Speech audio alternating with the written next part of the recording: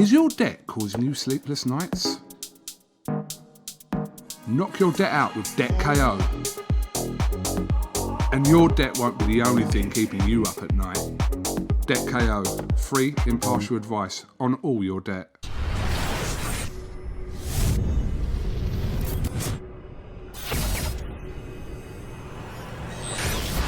Oscar Bevis for IFL TV in association with MTK Global. I'm in Matchroom's bubble in Peterborough with fellow sneakerhead Qais Ashfaq. How are you, mate? I'm great. How are you?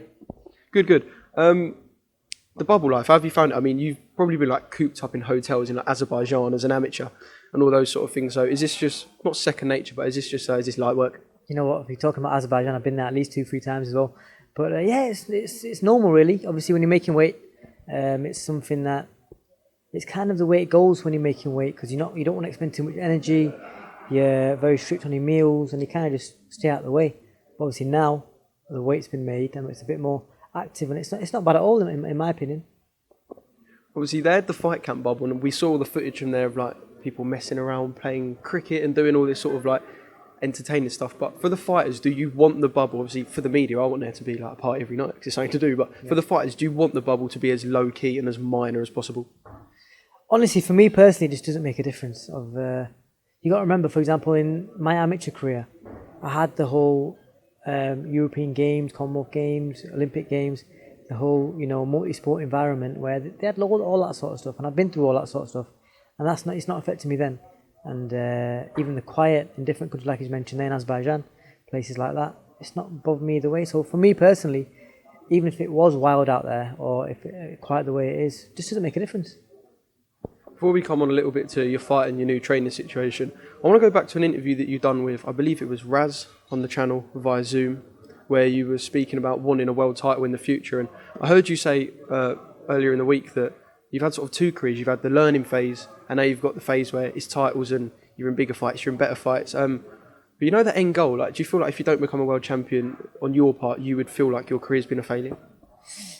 It's a tough question, to be fair. But I know it's a bit out there for like the third question of an interview. But it's a very tough question. But like I say, I'm very tunnel vision.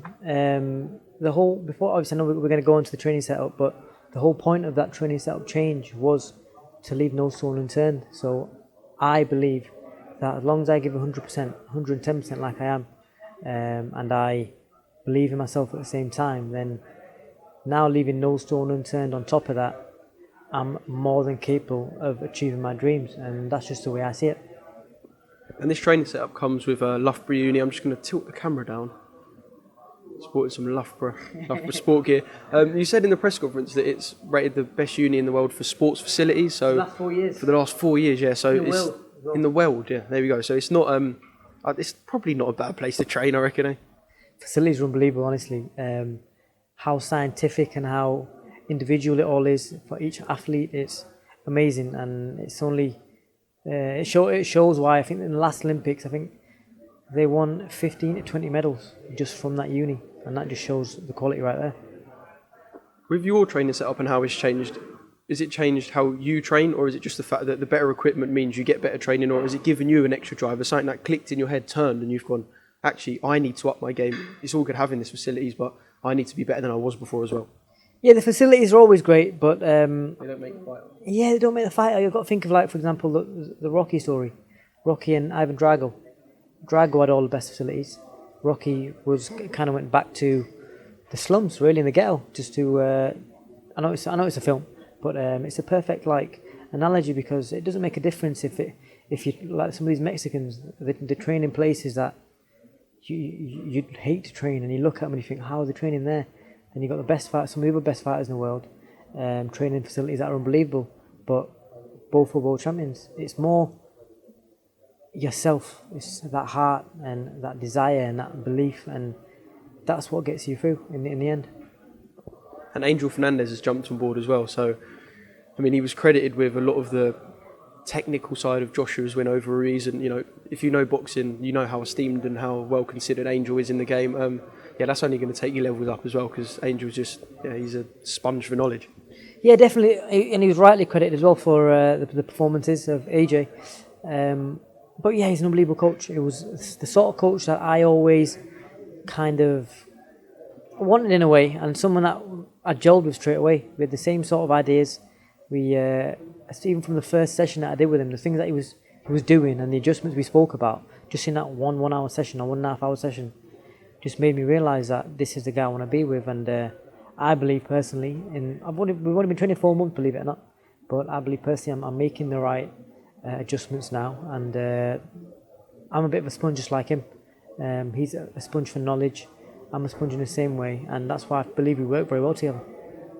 I find it mental how you can get to the stage you were in your career and yet spend an hour with somebody, and even in that hour you can think, shit, I've like added 2, 3, 4, 5% to my game. Like it's mental to think that how long you've been in boxing and that 1 hour can just change everything.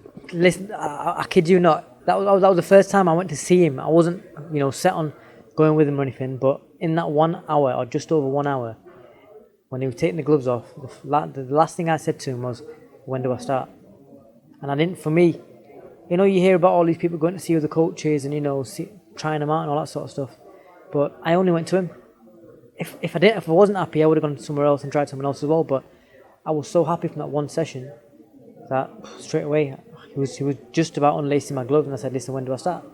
And that's the way the relationship started.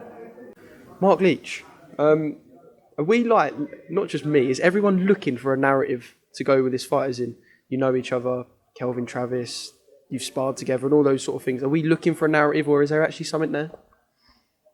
It's what it says on the packet, really. We have sparred together probably a handful of times. I think the last time was maybe 2 years ago now.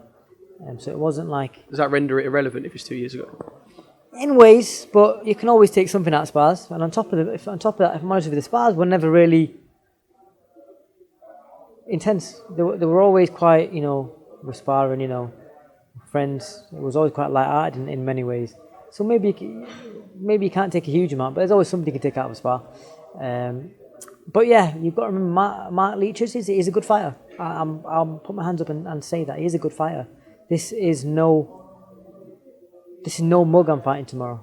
He's a clever, good fighter, and but I'm prepared. I believe I'm the most prepared I'm going to be. I'm in the best shape of my life, as you saw on the scales, and I'm ready to do whatever I need to do to get the win over Matt Leach. But yeah, and you're talking about the whole storyline behind it. Yeah, it's all like I say. It's on the packet. I used to be not so much with his coaches exactly, because my main coach was Kelvin Travis, who was Nigel's dad, and obviously he knows Jamie really well since he was a kid. So I wasn't like immediately training with him every single day, because my main coach was Kelvin. But it was always around the same camp. It was always same sort of surroundings, and yeah, like I say, it is exactly what it is in the packet. We go in there. We're friends. I'd even probably say we're friends now. It's not like we hate each other, but when we go in there, we go to war. Simple as that. On paper, this could be stylistically an absolute stinker or an absolute belter. It's one of those. I don't think there's any middle ground. It could be cagey, boring, unanimous decision points win, or I think it could be a belter. Like it's one of those. I don't really know where to place it. I don't know what to expect. Yeah, it's definitely one of them fights that. But I'm hoping my quality shines through, and people are entertained by my quality, and that's my plan, because no one likes being in a terrible fight. Obviously, a win's a win. That's the main objective. And as long as I win the fight, that's the most important thing to me. But I want my quality to come through and to show my improvements with Angel. And I believe that's what's going to make the difference, and that's what's going to wow people in the end, in my opinion. And like I say, God willing, I get the win tomorrow in style. And if your improvements do shine through, you get the win. It's a British title eliminator as well. Yeah, so Brad Foster is a man with a British title your way. Went sort of life and death with Lucian Reid in that first fight. Stopped him in the second fight. Actually, you and Brad would make quite a nice fight, I think. Yeah, so again, going back to Brad and Lucian Reid, I thought Lucian won the first fight. A lot of people thought the same. But listen, that's for me. Brad Foster cancelled that out the next fight. By the way he finished Lucian. And for that reason, you can forget about that first fight now.